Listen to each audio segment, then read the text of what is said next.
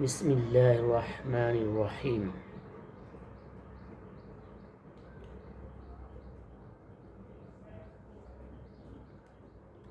হাসিনাকে দিল্লিও জায়গা দিচ্ছে না। তিনি এখন এমনই ঘৃণিত যে তাকে তার পরম প্রিয় বন্ধু দিল্লি, তারাও তাকে জায়গা দিচ্ছে না। এই তো 15 বছর আগে 2009 সালে যখন সরকার গঠন হয়, বাচ্চারা খেলনা পাইলে যেমন খুশি হয়, শেখ হাসিনা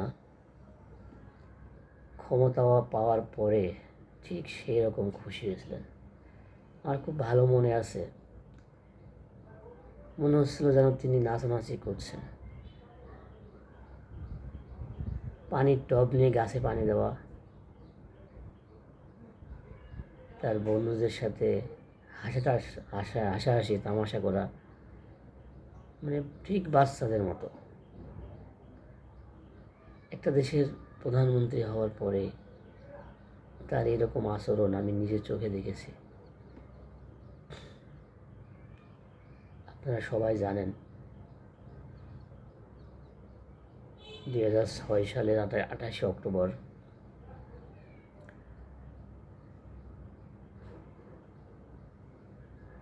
যখন বিচারপতি কে তারা প্রধান উপদেষ্টা হিসেবে মানতে পারে নাই, তখন লাগাতার ভাঙচুর আন্দোলন শুরু করে। বিশেষ করে 28 অক্টোবর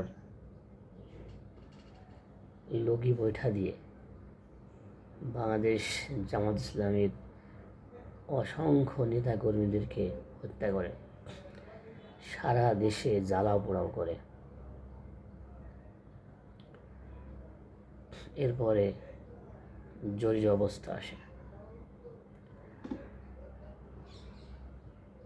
ভারত, আমেরিকা, ইংল্যান্ড এবং বাংলাদেশের সেনাবাহিনী মিলে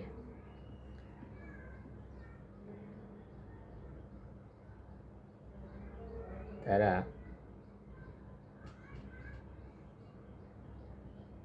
শেখ হাসিনাকে ক্ষমতায় নিয়ে আসে।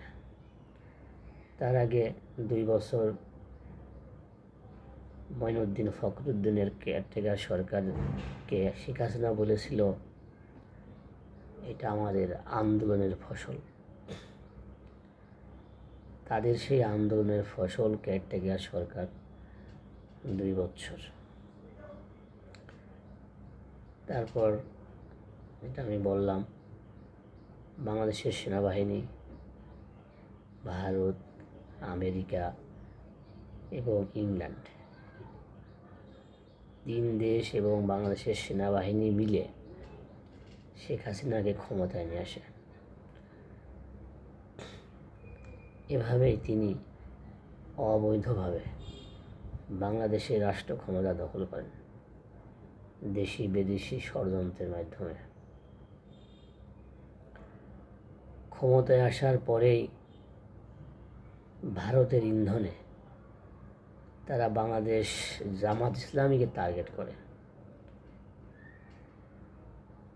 এর ফলস্বরূপ তারা 2010 সালের 9 ফেব্রুয়ারি রাজশাহী বিশ্ববিদ্যালয়ে পরিকল্পিতভাবে ফারুককে খুন করে। এর দায়ভার সম্পূর্ণরূপে ছাত্র শিবিরের উপরে চাপায় দেয়। তৎকালীন স্বরাষ্ট্রমন্ত্রী সাহারা খাতুন, তিনি ছাত্র শিবিরের বিরুদ্ধে এক চিরুনি অভিযান চালান। সেই চিরুনি অভিযানে অসংখ্য নেতাকর্মী নিহত হন, শাহাদত বরণ করেন।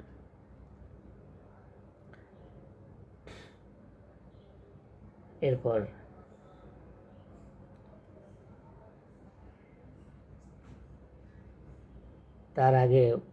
তার আগে প্রথম তিনি যে কাজটা করেন সেটা হলো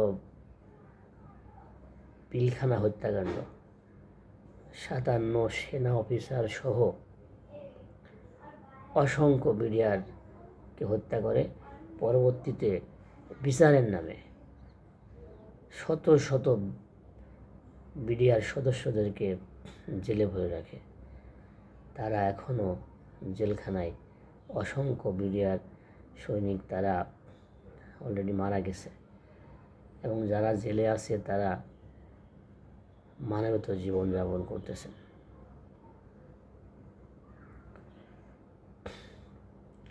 এভাবেই শেখ হাসিনার শুরু। এরপর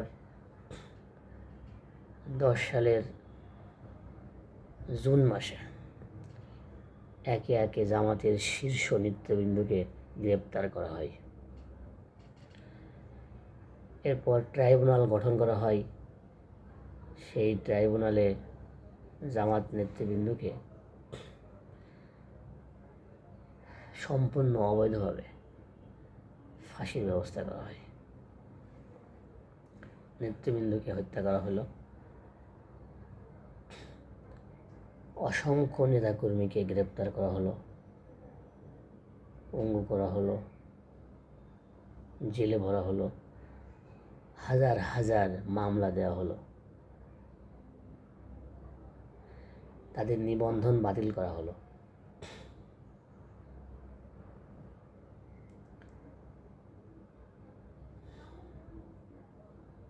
এভাবে চরম জুলুম নির্যাতন সহ্য করে চরম ধৈর্যের পরীক্ষা দিয়ে বাংলাদেশ জামাত ইসলামী এবং ইসলামী ছাত্র শিবির এই বাংলার জমিনে আল্লাহ তাআলার রহমতে আল্লাহ তাআলার সাহায্যে এখনও টিকে আছে। এরপর বিএনপিকে ধরা হলো। একে একে বিএনপির নেতৃবৃন্দকে গ্রেপ্তার করা হলো।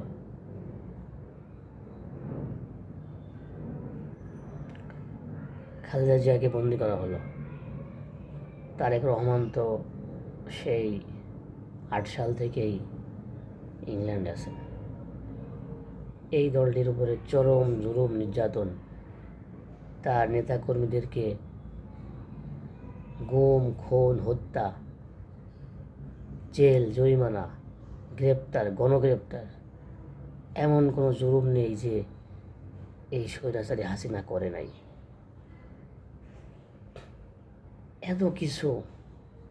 এত কিছু করার পরেও তিনি টিকতে পারলেন না, কারণ এভাবে তো টেকা যায় না। মানুষের উপরে জুলুম করে কখনোই ক্ষমতা ধরে রাখা যায় না। এদেশের মানুষের ভোটের অধিকার তিনি পেয়ে নিয়েছেন। আজকে পর্যন্ত। আসসালামু আলাইকুম ওয়া রাহমাতুল্লাহ।